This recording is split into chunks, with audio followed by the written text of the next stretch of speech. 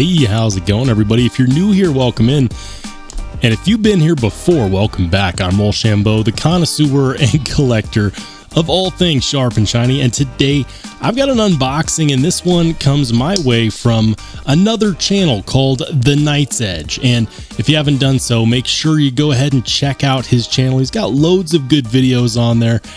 And I'm stoked because today I get to check out two knives that I've never checked out before. I've never put these in hand, and I've done my best to secure the shipping information, but we're going to check it out. And it's going to be one of those things where, because of the style of this box, I have no idea if I'm opening this correctly. Come on now. There we go.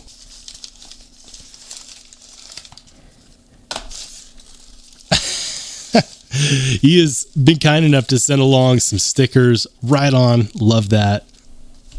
So we've got two boxes. In one is a Spyderco, in the other is a ZT. We're going to start off with the Spyderco. Now, this is a model that has been around for a long time. In fact, it has been discontinued. But, and I'll say this, if you want one of these, you can still find old stock still available on the market, and I'll make sure to link to these down below in case you want to check one out.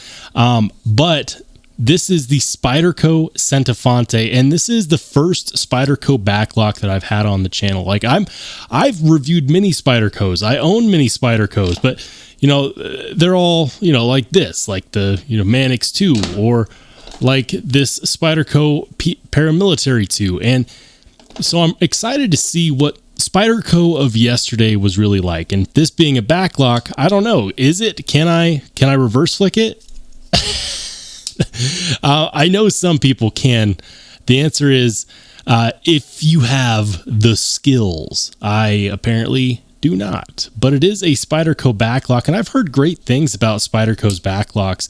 The backlocks that I'm used to are really hard to actuate. It feels like you're going to break your finger off when you go to actuate them, but this one actually feels really easy. It's not going to hurt your thumb at all. And guys, I love that blade shape. This Spyderco Centofante was designed by Frank Centofante, who at least at one point was the president of the Knife Makers Guild. The guy is a knife making legend. Those who know that Frank Centofante brings the heat in all of his designs. And ergonomically speaking, yeah, that feels pretty decent. It really does. We've got a bent Spyderco pocket clip, you know, and as it turns out, Spydercos from 20 years ago also don't have the greatest pocket clip, but you know what? They work. They do work. Ergonomically speaking, I'm just not a huge fan of them.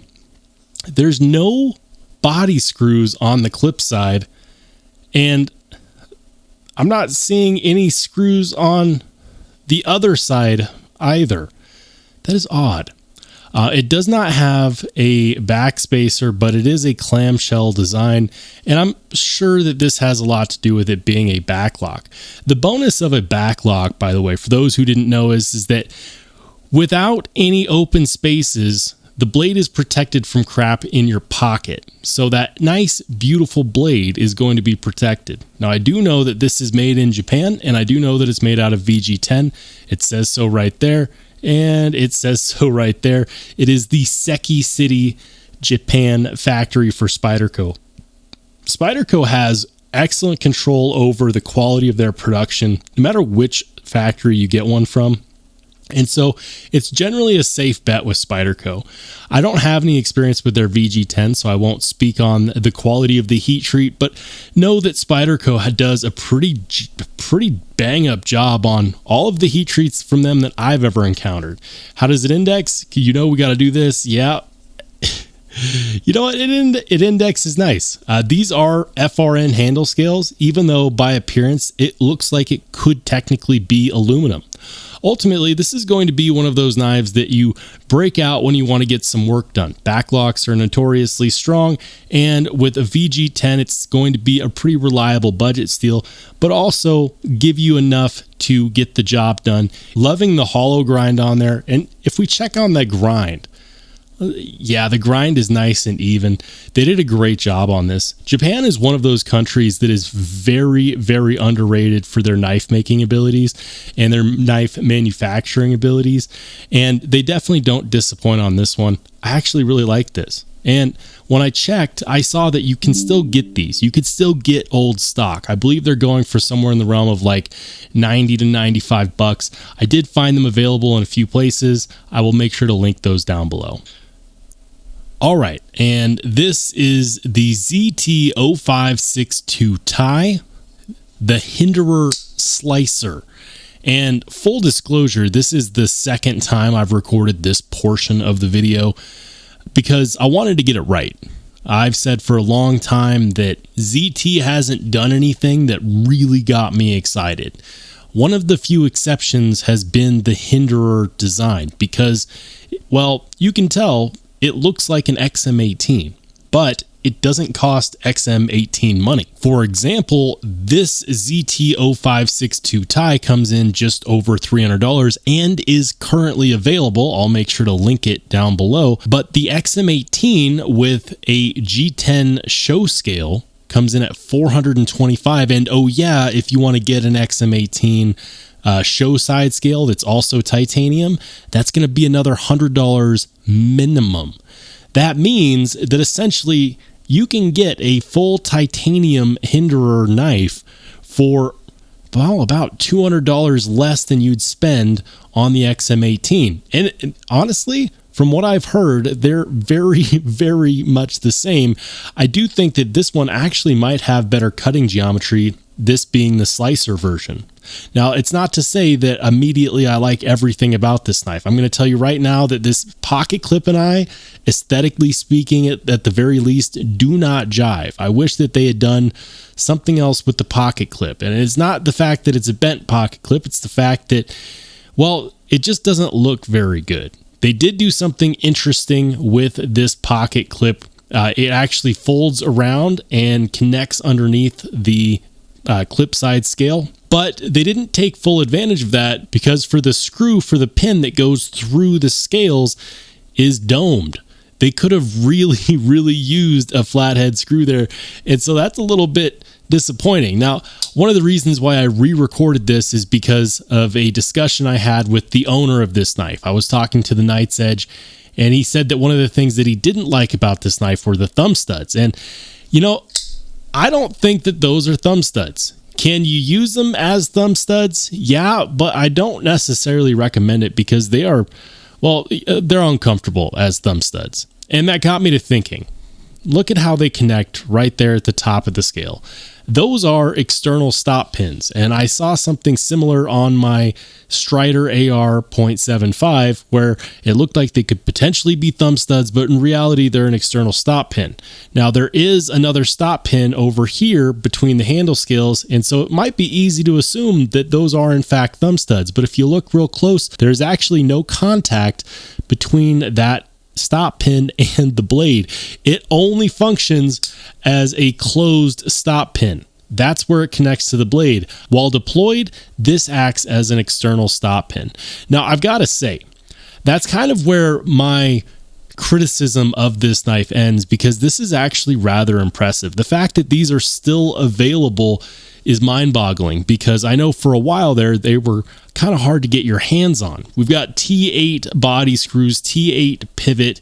It's running on KVT bearings, so it's actually not the tri-way pivot that I initially thought that it might be. We also have this over travel stop here on the clip side of the scale, which will help make sure that you don't push the lock out too far when you go to disengage it. And speaking of the lock, guys, this is a frame lock, and that is locked up like a bank vault. That's actually rather impressive. I really like the way that this feels in the hand. It's full titanium construction, and the job they did on these handle scales is superb. It's almost a polished stone wash, but everything is nicely milled out, nicely rounded over. There's no hot spots. The pocket clip disappears in your hand. Thank the Lord, because it is hideous, but it does disappear in the hands and it feels good. What about in a reverse grip? Yeah, reverse grip feels good too. And the blade shape is, well, the blade shape is useful. I really enjoy the fact that we have a swedge up here at the top, because it does get a little bit thick, but with that swedge, it does taper off as well. And ZT did a phenomenal job on the external fit and finish. We've got some pocketed milling here on the inside of the handle scale, which is well done. I do wish that we had a backspacer, because this is a whole lot of blade to leave exposed in your pocket. Now, the blade is made out of 20 CV. I don't have a whole lot of experience with ZT 20 CV, but as long as it's within the range of 60 to 62 HRC, it's going to be more than adequate to make sure that you have a long-lasting edge that is very corrosion resistant. Ultimately, I think that it is a very, very fair price. $300 for this one. You would have to spend $425 on a Hinderer XM18 with the G10 scale, and another $100+ to get a titanium show side scale. I mean, shoot, for that kind of money, if you've been jonesing for a Hinderer but just don't have the 400 big ones that it's going to take to get one home, this could be a viable solution, and I don't think you'd be disappointed at all. The action is very, very smooth. The QC check is rock solid. There's no detent lash. The blade is centered. It locks up and locks out. It has an external stop pin, which I always find to be very satisfying. And it's got a full titanium handle scale construction, which is actually one of the better American-made slab style handle scale constructions that I've felt in hand. I know there's some controversy around Rick Hinderer. I'm not really going to dig into that. And I'm not, because people can choose their own battles. They can make up their own mind. And I'm not necessarily here for the drama. I'm just here to talk about these knives. And I'm really glad and grateful that I had the opportunity to talk about this one. Guys, this is not a full review. This is just my first impressions.